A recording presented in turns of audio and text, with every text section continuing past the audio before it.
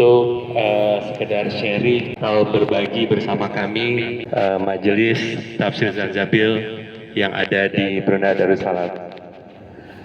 Tafadhol Kiai untuk memberikan sepatah dua kata. Assalamualaikum warahmatullahi wabarakatuh. Bismillah, alhamdulillah, alhamdulillahilladzi bi ni'matihi tatimmus shalihat wa bi dzikrihi tatanazzalur rahmat wa bi syukrihi tazidul khairat. Wassalatu wassalamu ala man la nabiyya ba'dah sayyidina Muhammadin wa ala alihi wa sahbihi wa man tabi'a hudah. Rabbi syrah li sadri wa yassir li amri wahlul 'uqdatam min lisani yafqahu qawli, amma ba'd. Hadratil kiram, para alim, para ulama yang berhormat, Bapak Dr. Abdu yang insyaallah nanti akan memberikan kita materi pengajian. Yang berhormat bapak-bapak, ibu yang bergabung di dalam Permai Persatuan ya, Persatuan Masyarakat Indonesia rahimakumullah yang ada di Brunei Darussalam. Saya perkenalkan, saya Hilmi Muhammad. Saya dari Yogyakarta. Saya tepatnya dari Krapia. Kalau panjenengan Bapak Ibu pernah mendengar Pondok Krapia atau Kamus Al-Munawir Krapia, itu kakek kami lah yang ini ya. Ini Pondok Krapia, itu Kamus Al-Asri ada, Kamus Al-Munawir ada ya. Saya bukan merupakan anak dari Allahyarham Ki Haji Ali Maksum. Saya cucu Bapak, cucu ya Bapak Ibu ya, cucu dari Allahyarham Simbah Ki Haji Ali Maksum. Simbah Ki Haji Ali Maksum salah seorang mutarjim Quran yang bahasa Indonesia itu, yang Kementerian Agama salah satunya Allahyarham kakek kami itu. Demikian juga kakek kami itu juga mantu dari Allahyarham Ki Haji Muhammad Munawir. Yang muassis pondok itu adalah Ki Haji Muhammad Munawir, yang dari beliau sanad Al-Quran ini tersebar di Nusantara ya. Bapak-bapak ibu yang terhormat, saya kesini dalam rangka tugas negara sebagai anggota Dewan Perwakilan Daerah Republik Indonesia. Saya kebetulan dari Yogyakarta bersama dengan 9 orang dari Dewan Perwakilan Daerah Republik Indonesia, khususnya dari Badan Kehormatan. Badan Kehormatan itu ibaratnya hakimnya DPD itu yang kami berkunjung ke lembaga mensyuarat ya, atau legislatif konsil yang ada di sini. Ada 2 rombongan, yang satu ke Malaysia, yang satu ke Brunei. Alhamdulillah hari Selasa kami bisa menuntaskan. Kemudian hari Rabu kami bisa berbincang dengan Brunei Enterprise, Darussalam Enterprise atau apa ya, Brunei apa itu ya, ya tentang UMKM atau PSKM ya, yang ada di Brunei. Dan alhamdulillah semuanya berjalan baik, dan senang sekali apabila saya dihabarkan pada malam hari ini Bapak Ibu semuanya bisa mengadakan acara rutin tiap malam Jumat di masjid di tempat yang terhormat ini. Semoga kehadiran kita semua senantiasa diberkahi oleh Allah Ta'ala, mempersatukan kita semua sebagai warga bangsa, warga Indonesia, yang tentu karena Bapak Ibu semuanya berada di rantau, kita berharap Bapak Ibu tetap ingat dengan tanah tumpah darah kita Indonesia. Jangan lupa Bapak Ibu. Ya, yang masih tentu saja memerlukan uluran tangan, bantuan tenaga, pikiran, wawasan, pemikiran dari Bapak Ibu untuk membangun bangsa kita yang ya harus kita bangun memang. Tidak bisa tidak, harus kita dewasakan, harus kita entaskan dari berbagai macam hal yang menjadi keprihatinan kita, ya kemiskinan, ya kebodohan, ya kekurang wawasan dan seterusnya. Ya, kesempatan Bapak Ibu di negeri yang Masya Allah luar biasa, baldatun thayyibatun rabbun ghafur, bisa menularkan pemikiran-pemikiran yang ada di sini kepada masyarakat kita, sehingga semoga negeri kita sebagaimana negeri Brunei, bagaimana yang didoakan oleh Nabi Ibrahim alaihissalam, Rabbi ja'al hadzal balada aminan warzuq ahlahu minats tsamarat. Ya. Ini saya kira Bapak-bapak Ibu yang terhormat, karena Bapak Dr. Abduh sudah datang, ya tidak pas kiranya seumpama saya bicara panjang lebar, ya.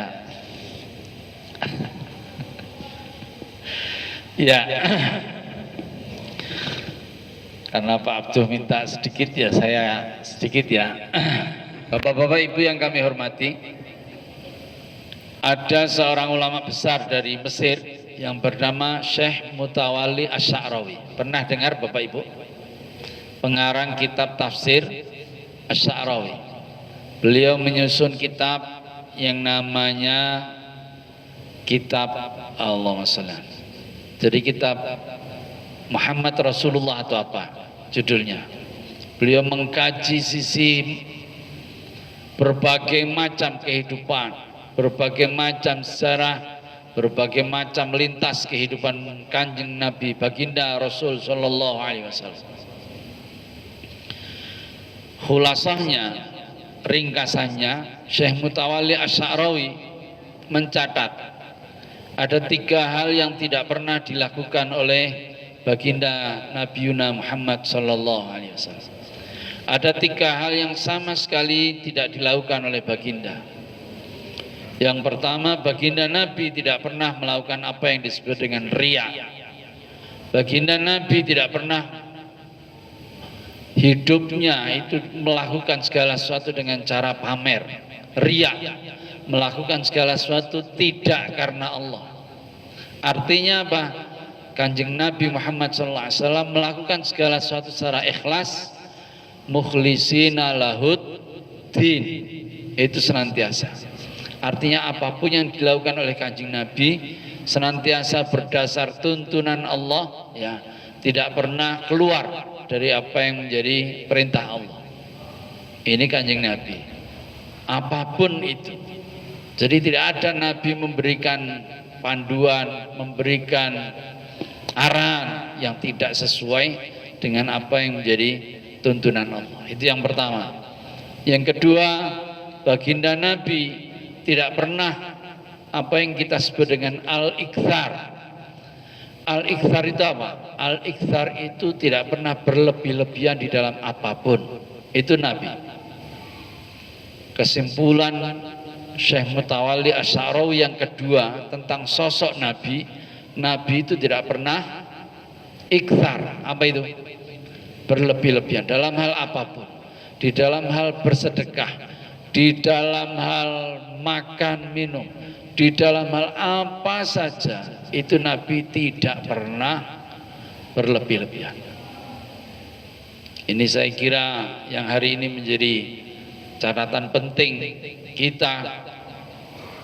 Kita ingat, kita lihat banyak hari ini orang yang kaya semakin kaya, yang miskin semakin miskin. Tidak saling kemudian membantu, memperbanyak. Ini yang harus kita,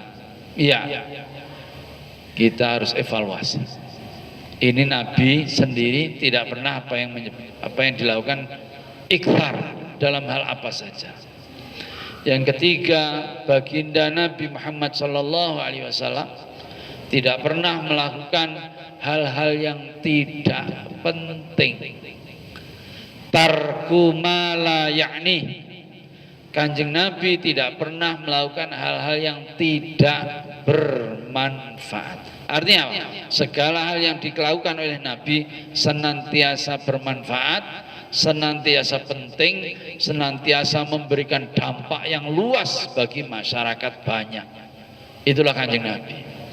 Nah, bapak-bapak, ibu yang kami hormati, kalau kita bisa menjadikan beliau baginda Nabi sebagai teladan kita, ya kita bukan hanya membaca salawat, bukan hanya kumpul-kumpul untuk tibaan, tapi marilah kita juga meneladani beliau dengan 3 hal ini, dengan cara menjauhi apapun yang namanya riya, menjauhi apapun yang namanya berlebih-lebihan, dan yang ketiga melakukan hal-hal yang produktif, hal-hal yang memang hal-hal yang bersifat prestasi, yang memberikan dampak bukan hanya di saat kita hidup di dunia, tapi juga ketika kelak kita hidup di akhirat. Al-kayyisu man dana nafsahu wa amila lima ba'dal maut. Orang yang cerdas, orang yang pandai, orang yang justru mempersiapkan dirinya menghadapi kematian, ya. Wa amila lima ba'dal maut, dan mampu melakukan segala sesuatu yang keuntungannya nanti kita bisa ambil sesudah kematian. Ini namanya orang yang cerdas. Ya, mari Bapak Ibu, dan itu saja bukan hanya untuk kita sendiri. Bapak Ibu mungkin sudah mendapatkan hidayah karena kerso mau ngaji. Tapi ini mari kalau sudah tahu, mari kita ajarkan juga kepada anak-anak kita, kepada saudara-saudara kita, kepada tetangga-tetangga kita. Anak-anak kita jangan sampai hanya senangnya main apa? Main HP, ya, menghabiskan waktu. Ya Allah, tidak ada gunanya. Hari ini Bapak Ibu, kondisi di tanah air sedang betul-betul prihatin dengan apa yang disebut dengan jurdol. Apa judol? Apa itu? Judi online. Dan itu luar biasa, ya. Kecil-kecil itu mainnya game online, besar-besar itu mainnya judi online. Tua-tua namanya pinjaman. Sudah itu. Kecil sampai tua kosong semua itu, ya. Ini mari begitu-begitu barangkali itu dimulai dari senang melakukan hal-hal yang tidak berguna.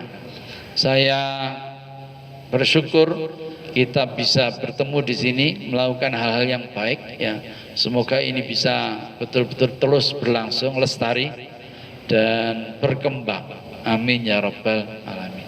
Saya kira demikian Bapak Ibu apa yang bisa saya sampaikan. Sekali lagi terima kasih atas kesempatan yang diberikan kepada saya. Saya senang sekali. Semoga kita bisa bertemu lagi di lain kesempatan. Amin ya rabbal alamin. Saya kira itu, dan saya akhiri. Wallahu a'lam taufiq wal hadi ila sawa'is sabil. Wassalamualaikum warahmatullahi wabarakatuh. Waalaikumsalam warahmatullahi wabarakatuh. Terima kasih Gus Hilmi.